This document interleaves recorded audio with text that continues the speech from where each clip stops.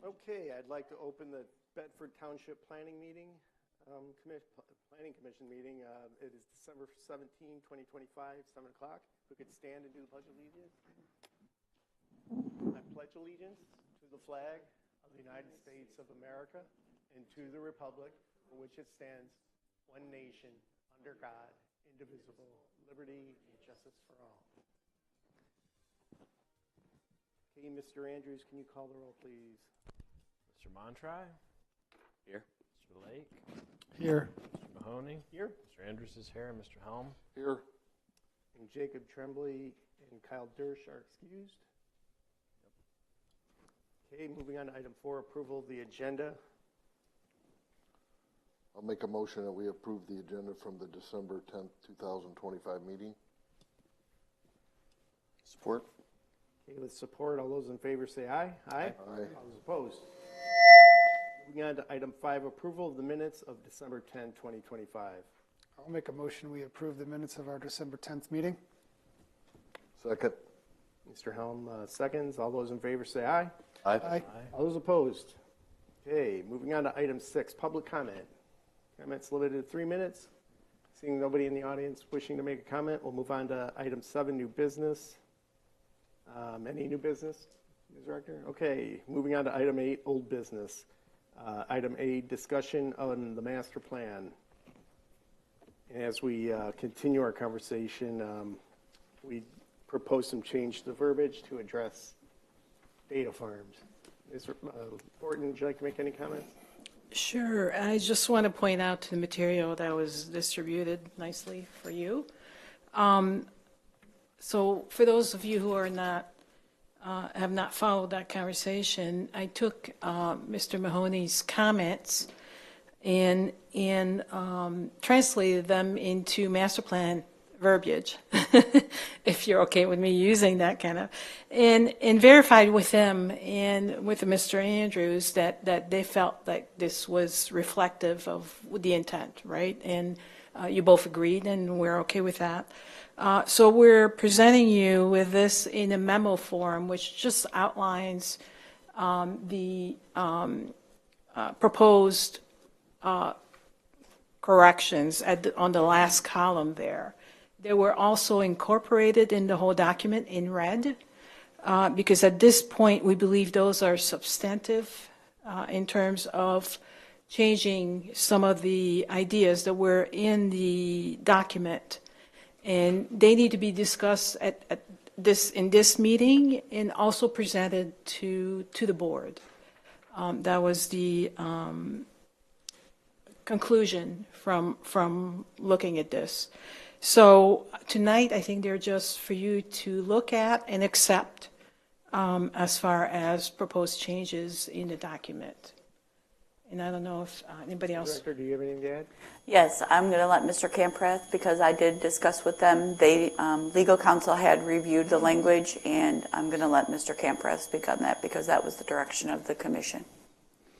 So I did receive this wonderful spreadsheet that Lucy put together with red highlights. It showed Mr. Mahoney's suggested changes, and it also showed Lucy Fortin's planning language, taking those ideas and putting them in planning master plan language. And I support everything she did. And just for information purposes, for the Planning Commission, there is a statute that's part of the Michigan Zoning Enabling Act. It's Section 207.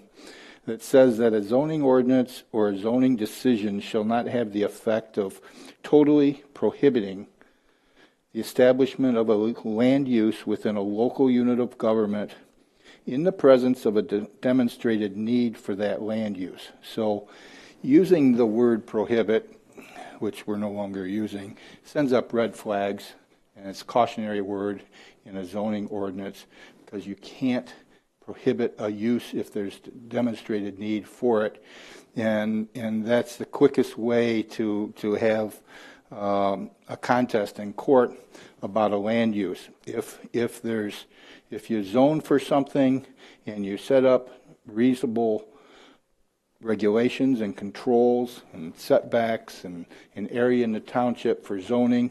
And if the area that the township has doesn't necessarily fit the size needed for a proposed use, that's a much better way to regulate and control a use than just saying prohibit.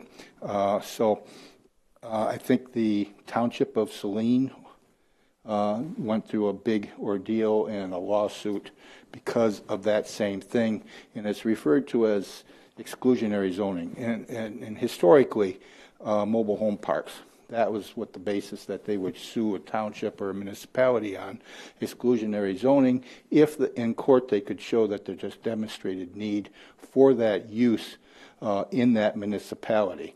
And then the courts can strike down the zoning ordinance as exclusionary zoning. So with that being said, I support all of the language and verbiage that Ms. Fortin put in this.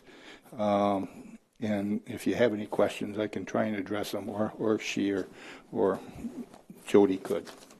Thank you. Your technical writing skills are really good. Thank you. Anybody have any comments? Maybe a comment and a question. I would agree. I like the verbiage. That's kind of, I think, more in keeping with what a master plan should have as far as language is concerned, and I support the language.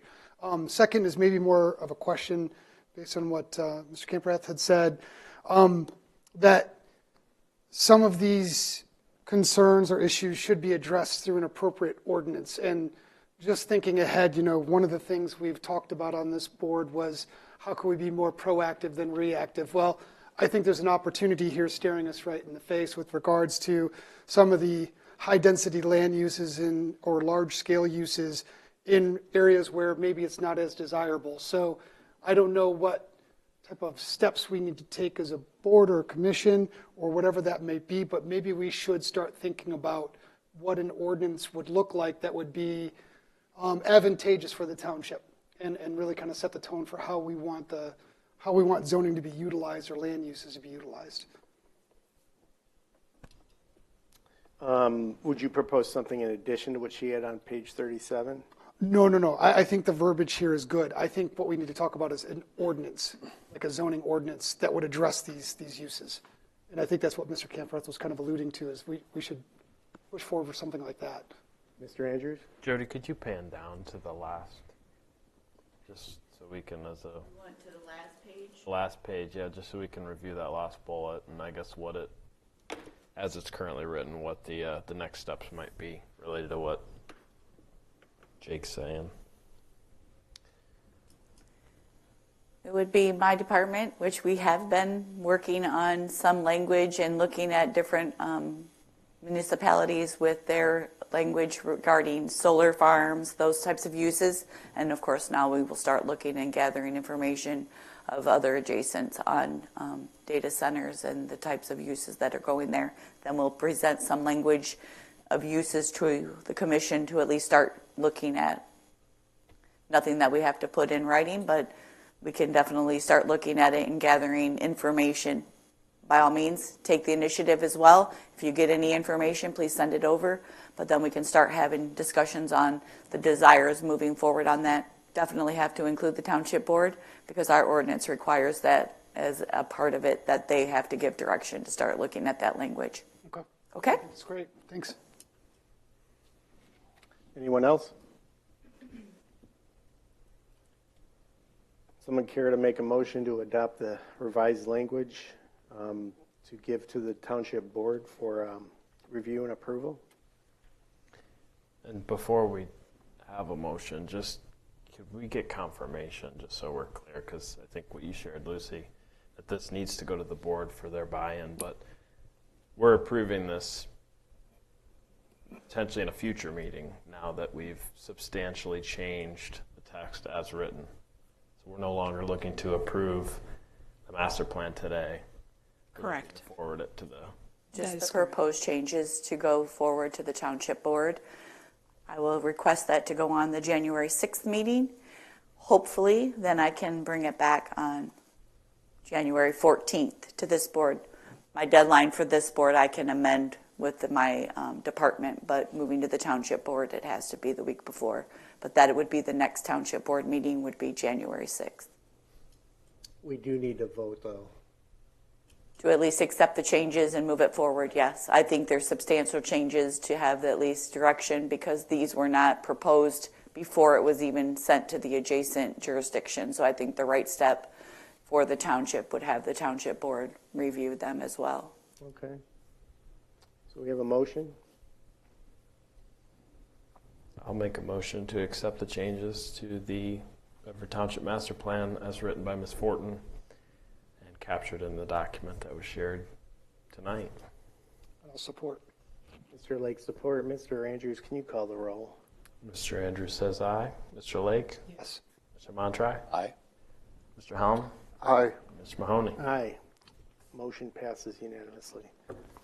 Okay, moving on to item 9. Mr. Chair, if I could just say for the record as well, the updated master plan draft with all of these proposed changes and all the changes that have been made is on the website, and it's all highlighted in red, so anyone that wants to review it before it comes back or any of the public.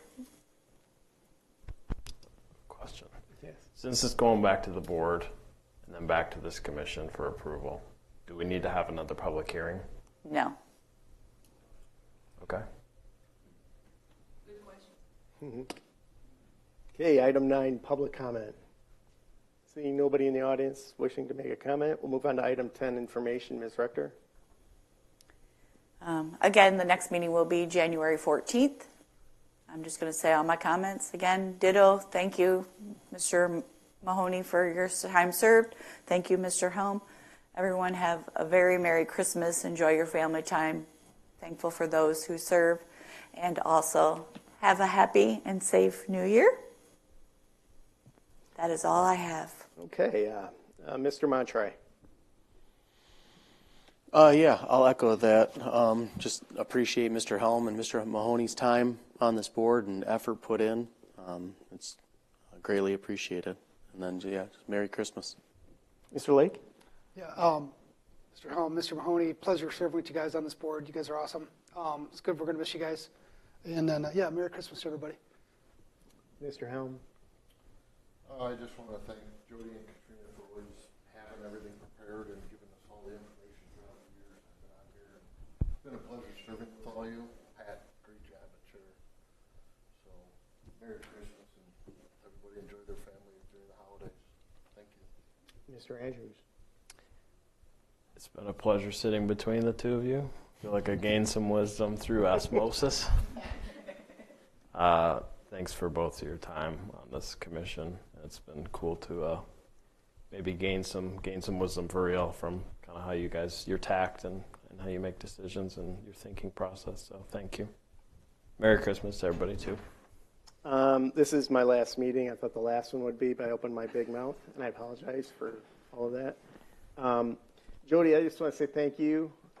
I've learned so much from you, and it's just such an enjoyable experience. It was humbling and honored to serve the community, and you made it easy and helped me understand some complicated topics on numerous occasions, so I appreciate that. I think the township really has a gem in that department. Good job. Keep it up. It's been great working with guys here on this commission. Craig, Jake, Kyle, Jacob, Grant and Brad, awesome guys. And then Rick Steiner, when he was here, he was a great guy to work with. I learned a lot from him. Really appreciate him. And then over on the BZA, Joe Gore and Bob Potter, they're just some really Class A people. So Marty Camprith, I learned a lot from you too. Patience is a virtue. So thank you. Katrina, nice job as well. But anyway, with that, I just want to say Merry Christmas, and it's been a pleasure, and we'll adjourn the meeting. Thank you. Okay, on the gavel.